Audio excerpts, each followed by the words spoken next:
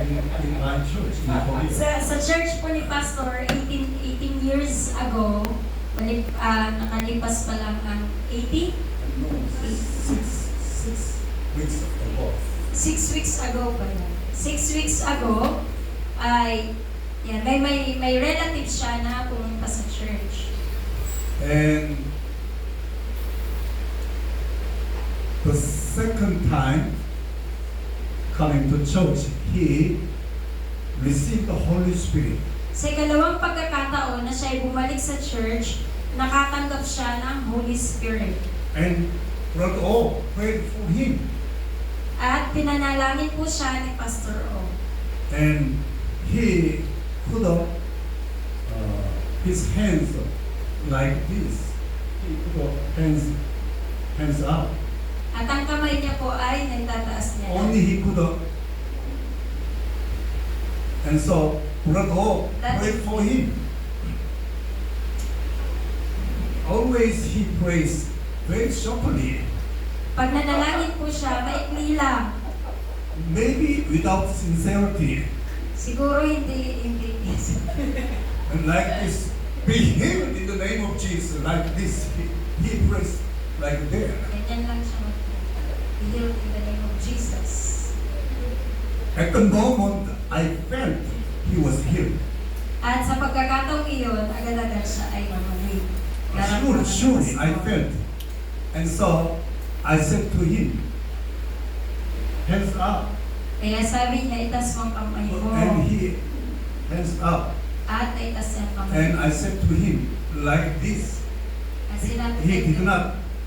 He did not. Next morning, he found his shoulder and arm completely healed. The doctor said, your muscle is cut. Your muscle is cut. And so, you cannot be cured in your lifetime. The doctor said. sa ikasunod na araw po, ang kanyang kamay ay gumaling na, ang kanyang shoulder, tas ang kamay niya gumaling na. Pero ang sabi ng doktor, hindi na siya gagaling kasi nga yung muscle niya is nakat na yun. Naputol yun doon. So hindi na talaga siya makakagalaw. Pero nung ikasunod na araw, gumaling siya. Oh, he's so happy nowadays. He called to my wife. Do you know what I did today? Kaya tuwang-tuwa po siya at tumawag po siya sa kanyang asawa. Alam mo bang nangyari sa akin ngayon? I played golf with my friends.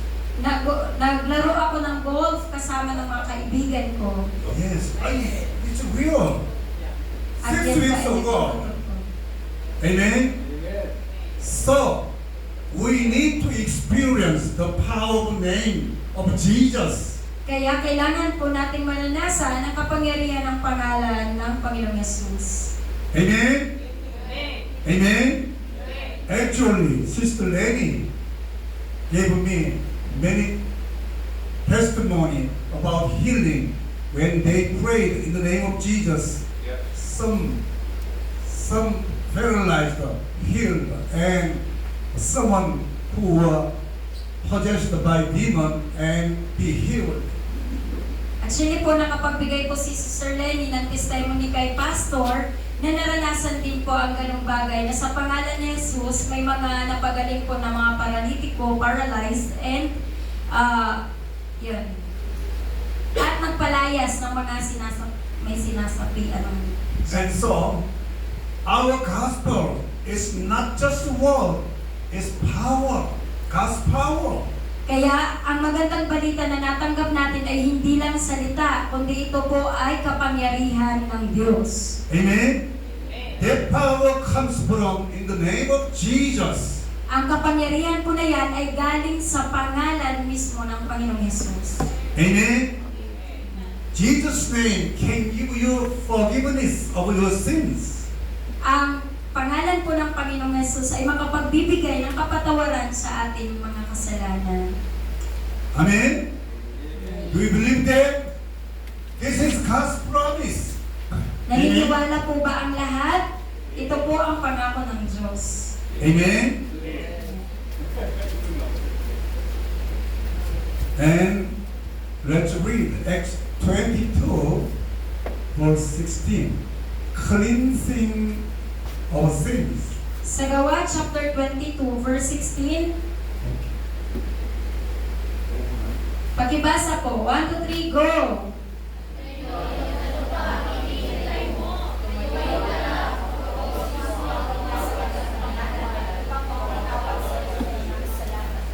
Amen. Amen. Sa iyong Mga kasalanan. mga kasalanan. Amen. Amen. Wonderful. In the name of Jesus, there is forgiveness of sins. Napakaganda. Sa pangalan ni Jesus may kapatawaran sa In kasalanan. the name of Jesus, there is healing power. Sa pangalan ni Jesus may kagalingan. And also the power of casting out demons. At may kapangyarihang magpalayas ng mga demonyo. In the name of Jesus, there is salvation. Sa pangalan Amen. ni Jesus mayroong kaligtasan. And let's read Mark 16:16. Basahin po natin Marcos chapter 16 verse 16. 1, 2, 3, go!